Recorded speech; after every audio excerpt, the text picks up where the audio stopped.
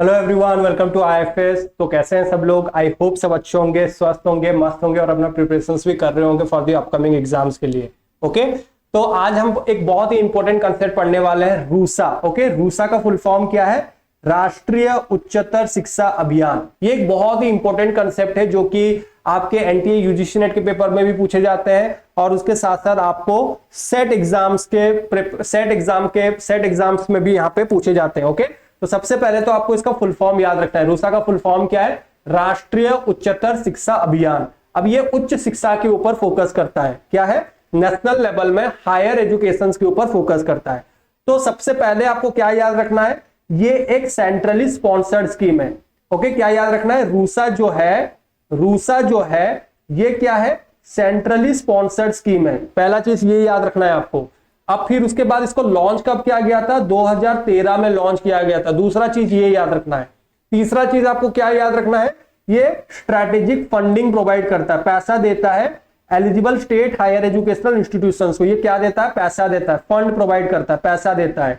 Okay, अब इसका पैसा देने का तरीका है, अब देखिए, the central funding will be norm based. अब नॉर्म बेस्ड होगा और कंप्लीटली आउटकम के ऊपर होगा। मतलब यहां पे पैसा आपको कब मिलेगा? जैसे पापा मम्मी आपको पॉकेट मनी कब देते थे? जब आप अच्छा मार्क्स लाते थे, अच्छा स्कोर करते थे, तब आपको पॉकेट मनी मिलता था ना। तो सेम सेंट्रल गवर्नमेंट भी पैसा कैसे देगा? अगर आप उनके रूल्स रेगुलेशंस को मान रहे हो या फिर आउटकम डिपेंडेंट। ओके, आप अच्छा परफॉर्म कर रहे हो तभी पैसा मिलेगा। अब इन्होंने ना कुछ रेशियो में डिवाइड किया गया है। तो जो जनरल कैटेगरी स्टेट है 90:10 for special category states, okay, and 100% for union territories. 100% union territories के लिए है और जो स्पेशल कैटेगरी है उनके लिए 90:10 रेशियो में है। ओके, और जो जनरल कैटेगरी में आते हैं, देखिए यहां पे मैं लिख दे रहा हूं, जो जनरल में आते हैं, जनरल वाले बेचारे सब में फंसते हैं, तो जनरल वालों के लिए 60:40 होता है। और जो स्पेशल वाले हैं उनके लिए 90:10, उनको ज्यादा पैसा मिलता है। तो 60:40 मतलब 60% स्टेट गवर्नमेंट स्पॉन्सर करेगा और 60% सेंट्रल गवर्नमेंट स्पॉन्सर करेगा और 40% स्टेट गवर्नमेंट स्पॉन्सर करेगा। उसी तरीके से स्पेशल कैटेगरी के लिए 90% सेंट्रल गवर्नमेंट स्पॉन्सर करेगा और 10% स्टेट गवर्नमेंट स्पॉन्सर करेगा। और जो भाई साहब यूनियन टेरिटरीज हैं, उनके लिए 100% पॉकेट मनी इनको मिल जाएगा, फ्री में। मतलब ये घर के छोटे बच्चे हैं, घर के छोटे को सब कुछ मिल जाता है। ओके, और जनरल वाले घर के बड़े हैं। अब ये जो पैसा आएगा, ये पैसा आएगा कैसे? पैसा सेंट्रल मिनिस्टर से आएगा। पापा से पैसा आएगा, पापा से पैसा आके किसके पास जाएगा? मम्मी के पास जाएगा, स्टेट गवर्नमेंट या फिर यूनियन टेरिटरीज के पास जाएगा, फिर मम्मी से पैसा आपके पास जाएगा, मतलब state council of higher education के पास आएगा। मतलब पैसा फ्लो करने का भी तरीका है।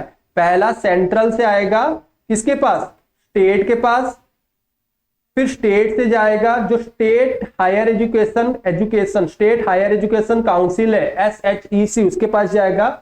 फिर उसके पास किसके पास जाएगा? जिस इंस्टीट्यूशंस के पास पहुंचना है उस इंस्टीट्यूशंस के पास पहुंचेगा। समझ आ गया? मतलब पापा से मम्मी, मम्मी से बड़ी बेटी या फिर बड़ा बेटा, और उसके बाद छोटा बेटा के पास पैसा पहुंचेगा। The funding to state would be made on the basis of critical appraisal. अब देखो पैसा आपको कैसे मिलेगा? अब देखो घर में बच्चों को पैसा कैसे मिलता था? उनका अप्रेजल किया जाता था, उनको चेक किया जाता था। अगर बच्चे ने मैथ में 100 में से 100 लाया है या फिर अगर क्लास का टॉपर हुआ है तो उसको पैसा मिलता था। तो critical appraisal of the state higher education plan which would describe each state strategy to address issue of equity, access and excellence in higher education। और रूसा का 3 कार्डिनल प्रिंसिपल के बारे में मैंने बताया है। क्या क्या है? Accessibility, equity and quality, AEQ, accessibility, equity and quality. अगर आप ये 3 कार्डिनल प्रिंसिपल को फॉलो कर रहा है एक हायर एजुकेशन, तो डेफिनेटली उसको क्या मिलेगा? पैसा मिलेगा सेंट्रल गवर्नमेंट से। यहां तक आई होप सबको क्लियर हो चुका होगा। तो आपको यहां तक क्या क्या याद रखना है?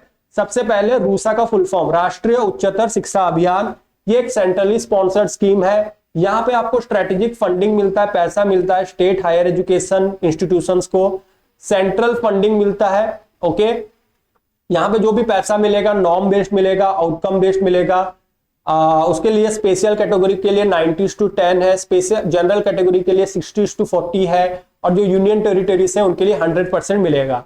फंडिंग जो होगा, पैसा जो आएगा वो सेंट्रल मिनिस्ट्री से पैसा आएगा, कहां तक जाएगा, राज्य सरकारों के पास पैसा जाएगा, राज्य सरकार से फिर आइडेंटिफाइड इंस्टीट्यूशन तक पैसा जाएगा। ओके, और पैसा कैसे मिलेगा, पहले तो आपका इवैल्यूएट किया जाएगा, उसके बेसिस से आपको पैसा मिलेगा। और इसके 3 कार्डिनल प्रिंसिपल क्या है, एक्सेसिबिलिटी, इक्विटी एंड क्वालिटी, इन तीनों के ऊपर फोकस किया जाता है। अब देखिए ऑब्जेक्टिव क्या है रूसा का। रूसा का ऑब्जेक्टिव ये है, सबसे पहले ओवरऑल क्वालिटी के ऊपर फोकस करता है, क्वालिटी डेवलप करना। Improve the quality of the state institution by ensuring conformity to prescribe norms. अगर मान लो कोई रूल्स रेगुलेशंस मान रहा है, ओके, और उसका क्वालिटी बहुत अच्छा है, तो उसको पैसा मिलेगा। ऐसे याद रखिए, अगर एक बच्चा, घर का एक बच्चा है जो कि मम्मी पापा का हर चीज मान रहा है, हर चीज फॉलो कर रहा है, अच्छा पढ़ाई कर रहा है, क्वालिटी एजुकेशन, क्वालिटी मार्क्स लेके आ रहा है, तो उसको क्या मिलेगा, पैसा मिलेगा। असर transformative reform in the state higher education system by creating facilitating institutional structure for planning and monitoring at the state level, autonomy in the state universities, improving governance in the institutions. उसके साथ साथ रूसा का objective ये है कि state government, देखिए ये राज्य के जितने भी हायर एजुकेशन इंस्टीट्यूशन है उनके ऊपर फोकस करेगा, तो उनका इंस्टीट्यूशनल स्ट्रक्चर को डेवलप करेगा, स्टेट यूनिवर्सिटीज को ऑटोनॉमी देने का कोशिश करेगा, इंस्टीट्यूशंस के गवर्नेंस में इंप्रूव लेके आने का कोशिश करेगा, ओके, एक रिफॉर्म लेके आने का कोशिश करेगा। तो ये सब ऑब्जेक्टिव है किसके, रूसा का। ओके, क्वालिटी फैकल्टी होने चाहिए, क्या होने चाहिए, क्वालिटी फैकल्टी होने चाहिए, कैपेसिटी बिल्डिंग होना चाहिए, और सबको रोजगार भी मिलना चाहिए। तो ये है ऑब्जेक्टिव रूसा का।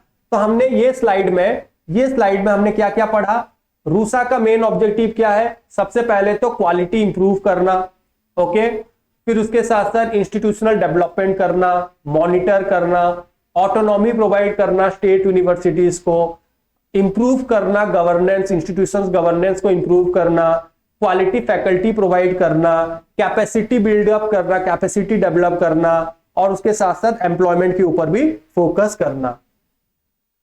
अब ऑब्जेक्टिव में क्या है, एक अच्छा वातावरण क्रिएट करना, एटमॉस्फेयर क्रिएट करना हायर एजुकेशन इंस्टीट्यूशन में, रिसर्च और इनोवेशंस के ऊपर फोकस करना, ओके, रिसर्च और इनोवेशंस के ऊपर फोकस करना,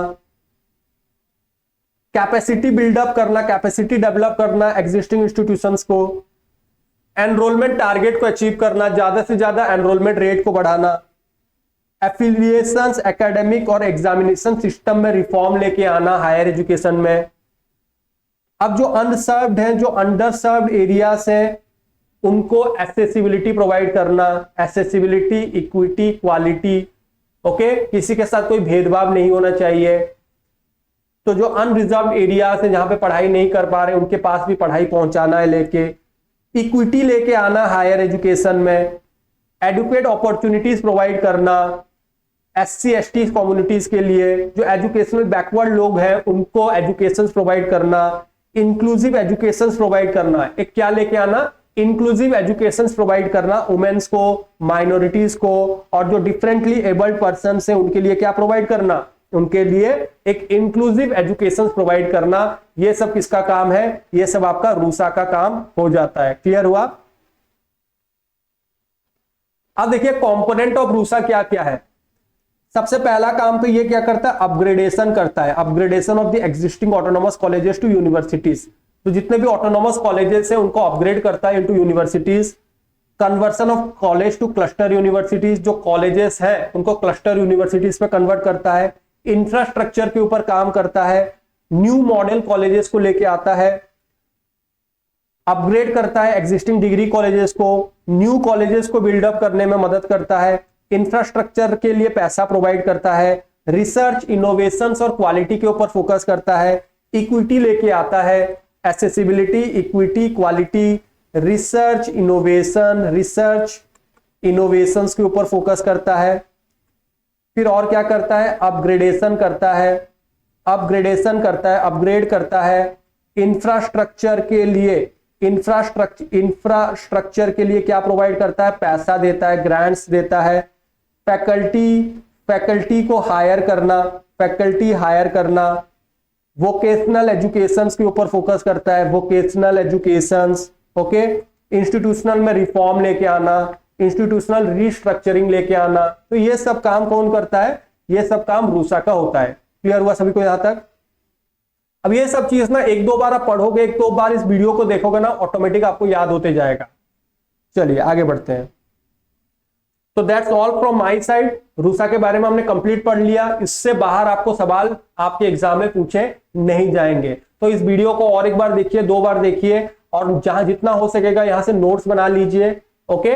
और अच्छे से रूसा को पढ़ के जाइए, क्योंकि ये क्वेश्चंस ऑलरेडी बहुत बार एग्जाम में रिपीट हो चुका है। उसके साथ साथ देखिए, जो भी हमारे साथ जुड़ना चाहते हैं लाइव क्लासेस में, वो अभी भी जुड़ सकते हैं। फ्लैट 75% ऑफ चल रहा है हमारे सारे के सारे कोर्सेस में, ओके। उसके साथ साथ यहाँ पे सेट के साथ साथ हम यूजीसी नेट पेपर 1 के कोर्सेज भी प्रोवाइड कर रहे हैं। उसके साथ साथ रिकॉर्डेड कोर्सेज भी प्रोवाइड किए जा रहे हैं, लाइव क्लासेस भी प्रोवाइड किए जा रहे हैं। अगर आपको रिकॉर्डेड कोर्सेज भी लेना है तो उसमें भी फ्लैट 75% ऑफ चल रहे हैं, जिसको आप अपने कन्वीनियंस के हिसाब से कभी भी कोई भी समय में पढ़ाई कर सकते हैं। उसके साथ साथ पेपर 1 के बैचेस भी ऑलरेडी रनिंग में है, ओके।